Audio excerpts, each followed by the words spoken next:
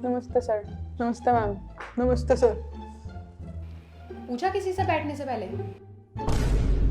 पूछा खड़े होने से पहले? अरे फिर बैठ रहे हो? चलो एक टांग पे खड़े हो जाओ। पूछा कौन सी टांग पे खड़े होना है? पूछा टांग बदलने से पहले? चलो बैठ जाओ। प्रेशर चेक हो रहा था जो कि तुम बिल्कुल झेल नहीं पाए हो। फट चुकी है तुम्हारी, देख लेना कहीं लीक ना कर रही हो। चलिए अपना नाम बताइए। मैम मेरा नाम मांगे राम है। मैं भैंसा गांव उत्तर प्रदेश से आया हूँ। मांगे राम? ये कैसा नाम है? क्या मतलब है इसका? दरअसल बात यह है कि मैं बहुत गरीब परिवार से बिलोंग करता हूँ। मेरा गांव भी बहुत गरीब है। हमारे गांव में बिजली भी नहीं आती है और ऐसी हालत में मेरे माँ बाप के बच्चे भी नहीं हो रहे थे। उन पे पैसे भी नहीं थे इलाज करवाने के, तो उन्होंने अपने एक दोस्त से बोला कि तू एक बच्चा पैदा करके हमें दे दे। और उनके दोस्त का नाम था रामदास और उनकी बीवी का नाम था कलावती। उन्होंने बच्चा पैदा करके मेरे पिताजी को दे दिया। तो मैं सर मांगा हुआ हूँ, रामदास से मांगा हुआ, इस कारण मेरा नाम पड़ा मांगे राम। अच्छा, तो आपके पैदा होने पे आपकी माँ का भी तो योगदान था, तो आपने अपने पिता का ही नाम क्यों यूज़ किया? क्या आपको नहीं लगता कि आपकी माँ का भी नाम शामिल होना चाहिए, या आपके अकॉर्डिंग केवल पिता को ही ऊंचा दर्जा मिलना चाहिए, माता को नहीं? हाँ सर, आप ठीक कह रहे हो। मैं अपना नाम आज ही जाके रामवती रखूंगा। चलिए छोड़िए, आपकी कमाई का सूत्र क्या है ये बताइए, आप क्या करते हैं? सर मैं अपना पेट पालने के लिए सुबह से शाम तक कूड़ा बीनता हूँ। प्लास्टिक की बोतलें इकट्ठी करता हूँ और उनको कबाड़े वाले पे जाके बेचता हूँ। अगर आप सुबह से शाम तक कूड़ा ही बीनते हैं तो आप पढ़ते किस टाइम हैं? आईएएस की तैयारी के लिए, सिविल सर्विसेज के लिए तो बहुत अच्छी पढ़ाई करनी होती है। अगर आपका पूरा दिन कूड़ा बीनने में, प्लास्टिक की बोतल बीनने में जाता है तो आप पढ़ते किस समय हैं? सर मैं रात में पढ़ता हूँ। अच्छा, तो आपने तो बोला आपके गांव में बिजली नहीं आती है, रात में क्या अंधेरे में पढ़ते हो? सर मैं रात में सड़क पे चला जाता हूँ, मैं वहाँ पढ़ता हूँ। अच्छा, तो स्ट्रीट लाइट के नीचे, लेकिन वो भी तो बिजली से चलती है। अरे नहीं सर, वहाँ सड़क पे जब भी मोटरसाइकिल गुजर के जाती है तो उसकी हेडलाइट की रोशनी आती है, मैं तुरंत किताब खोल के क्वेश्चन पढ़ लेता हूँ।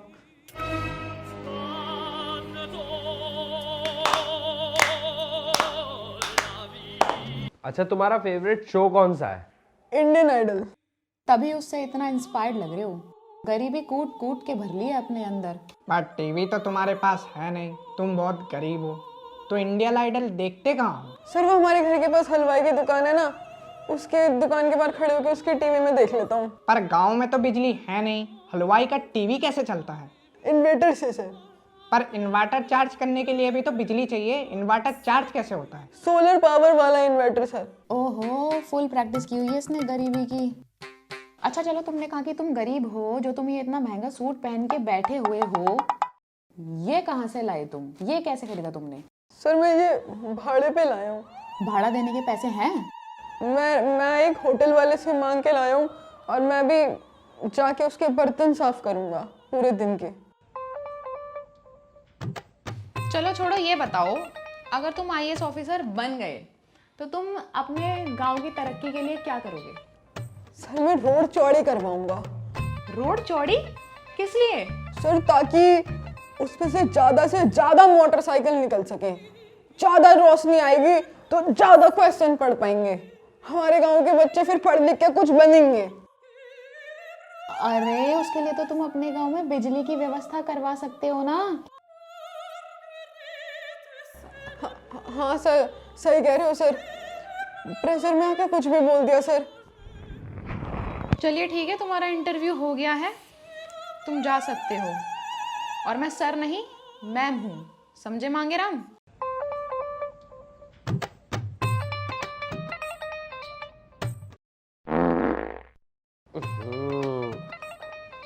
जाते जाते मांगे राम बिना मांगे बात दे गया।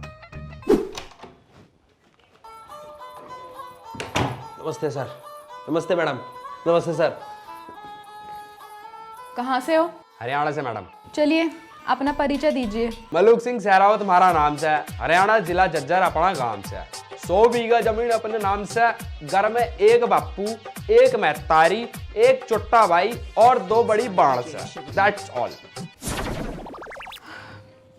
चलिए, आपने यहाँ पे अपना फर्स्ट प्रेफरेंस आईपीएस लिखा हुआ है, तो आप आईएएस क्यों नहीं बनना चाहते? आप आईपीएस ही क्यों बनना चाहते हैं, ज़रा बताइए। मैडम जी, मैं आईपीएस इसलिए बनना चाहता हूँ क्योंकि आईपीएस होने का सबसे बड़ा फायदा ये है कि मैं कभी भी किसी के भी थप्पड़ मार सकता हूँ, जो कि मैं अभी नहीं मार पाता हूँ क्योंकि एक्शन हो जाएगा मेरे खिलाफ। और अगर मैं एक बार आईपीएस बन गया, फिर मेरे खिलाफ कौन एक्शन लेगा जी? सरकार के खिलाफ कैसा एक्शन? तो तुम इसलिए आईपीएस बनना चाहते हो, तुम किसी के भी कभी भी थप्पड़ मार सको। हाँ जी बिल्कुल सर, यही बात सर। अच्छा, तो ठीक है, अभी आप आईपीएस तो बने नहीं हो, लेकिन अभी इस टाइम हमारे पास एक आईपीएस ऑफिसर मौजूद है। हम उन्हें बुलाते हैं और वो ना अभी आपके थप्पड़ मारेंगे। अरे अरे ऐसे कैसे मार देंगे मैडम? अरे अभी आपने ही तो बोला एक आईपीएस ऑफिसर किसी के भी किसी भी टाइम थप्पड़ मार सकता है, तो ठीक है, हम बुलाते हैं, वो आपके थप्पड़ मारेगा और आप खा लेना एक थप्पड़। सॉरी मैडम, सॉरी, मैं समझ गया मैम आप क्या कहना चाह रहे हो। सॉरी मैडम, गलती हो गई मैडम। अच्छा तो चलो, एक आतंकवादी है और वो भाग रहा है और तुम उसके पीछे भाग रहे हो उसे पकड़ने के लिए, तो तुम इसे रोकने के लिए उसे गोली मार दोगे? बिल्कुल मार दूंगा सर, तुरंत मार दूंगा। अरे ऐसे कैसे गोली मार दोगे? अरे सर, आतंकवादी है वो। भाई उसके भी तो कुछ अपने अधिकार होंगे। अरे आतंकवादी के कैसे अधिकार सर? वो तो आतंकवादी आतंक फैलाता है। अरे अभी सिद्ध कहाँ हुआ है वो आतंकवादी है? अरे सर, अभी सर ने तो बोला वो आतंकवादी है, भाग रहा है। गोली मार दूंगा, कश्मीर तो अपना ही है जी। अच्छा चलो ठीक है, हो गया आपका इंटरव्यू, आप जा सकते हो।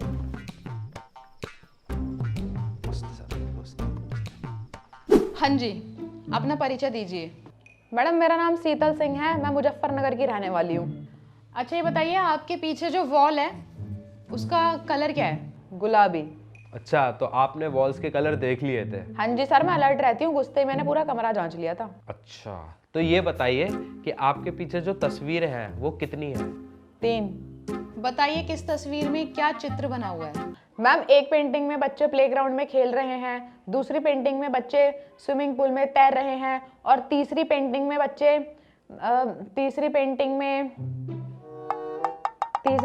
में मैम लड़कियां स्टेज पर नाच रही हैं। ठीक है, सही बताया आपने। जिस तरह आपने तीसरी तस्वीर को अपनी आंखें नटेर कर देखा, वो हमने भी देखा। खैर छोड़िए, आगे बढ़िए। अरे आगे बढ़िए। अरे पीछे चलिए, पीछे चलिए।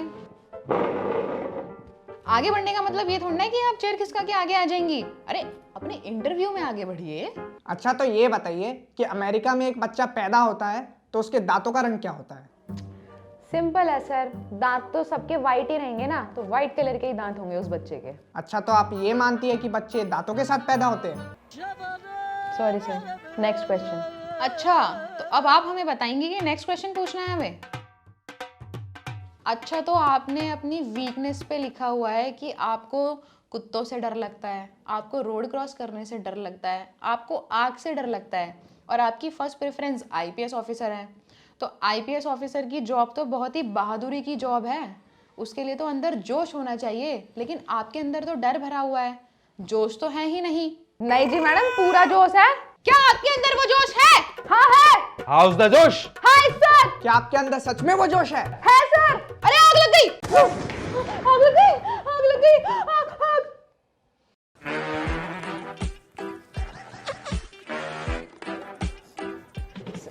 एक्टिंग थी मैम, एक्टिंग। ये टैलेंट भी है मेरे अंदर, देखो मैंने अपनी हॉबीज में लिखा होगा।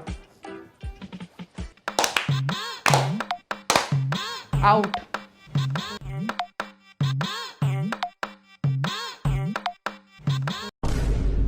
हाँ जी, नाम क्या है आपका?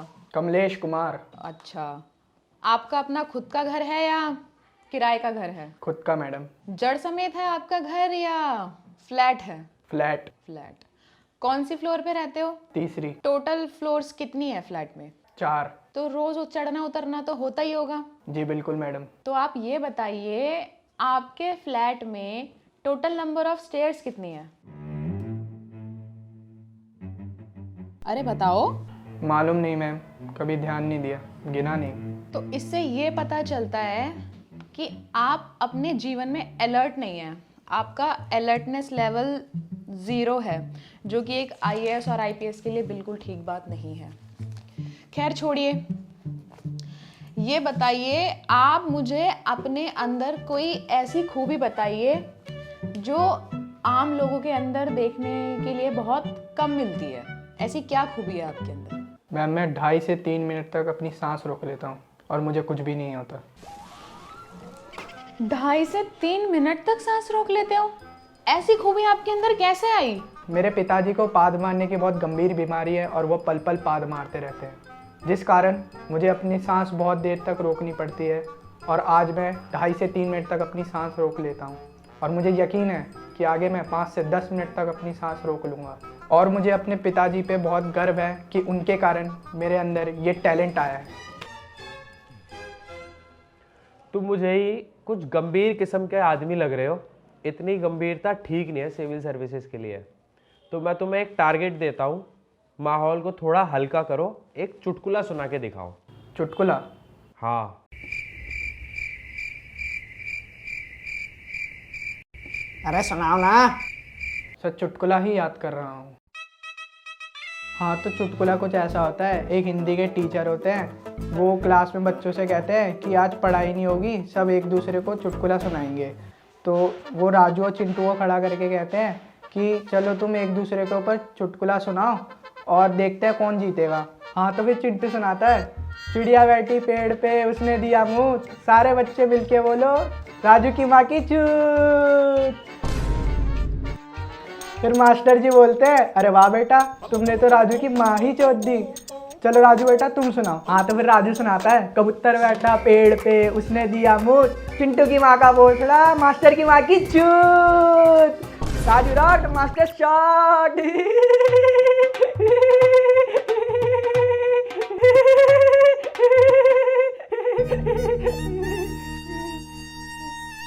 क्या हुआ सर, चुटकुला अच्छा नहीं लगा क्या?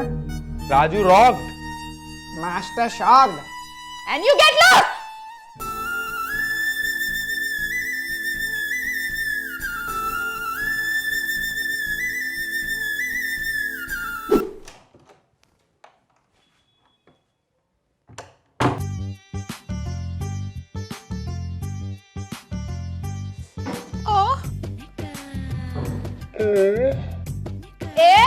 तुम्हारा अंडर भी नहीं होगा, आउट।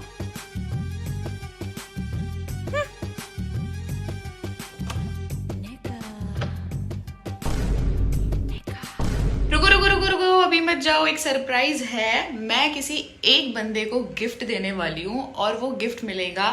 पहले आपको कमेंट करना पड़ेगा मेरे कमेंट सेक्शन में, और जिसका भी मुझे कमेंट अच्छा लगेगा मैं उस बंदे को कांटेक्ट करूँगी, ठीक है। और आप मुझे अपना एड्रेस भेजना और फिर मैं एक गिफ्ट, बहुत अच्छा सा गिफ्ट आपके एड्रेस पे सेंड करूँगी और आप फिर मुझे उसकी एक फ़ोटो भेज देना। मैं अपनी स्टोरी में भी लगाऊंगी कि हाँ इस बंदे को मैंने गिफ्ट भेजा है, इसका ये कमेंट था, मुझको ये अच्छा लगा, और उस गिफ्ट की फ़ोटो भेजना, मैं लगा दूंगी कि हाँ आपको मेरी तरफ से वो गिफ्ट मिल चुका है। तो जल्दी से अच्छे अच्छे कमेंट्स कर दो और जिसका कमेंट मुझे अच्छा लगेगा उसको मिलेगा मेरी तरफ से एक बहुत ऑसम सा gift. Love you guys. Instagram पे फॉलो कर लो, लिंक डिस्क्रिप्शन में गिवन है, और वीडियो को ज़्यादा से ज़्यादा लाइक करना और शेयर करना और बने रहो मेरे चैनल पे। Love you guys.